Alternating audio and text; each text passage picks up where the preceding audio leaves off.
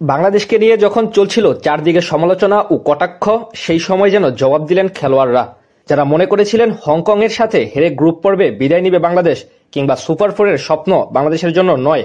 তাদের জন্য যেন এর মাঝে একটি চরম শিক্ষা দিয়ে দিয়েছেন লিটন দাসের দল। টাইগাররা নিজেদের উদ্বোধনী ম্যাচে মুখোমুখি হয় হংকং চায়নার বিপক্ষে, যেখানে দারুণ জয় তুলে নিয়ে দুর্দান্ত সূচনা করেছে বাংলাদেশ। শুরুতেই আম্পায়ারের বিতর্কিত সিদ্ধান্তে জিসান আলীর গুরুত্বপূর্ণ উইকেট হাতছাড়া হলেও সাকিব, তাসকিন, উড়িষ্যাদের দুর্দান্ত বোলিংয়ে ১৪৩ রানে থামে হংকংয়ের ইনিংস।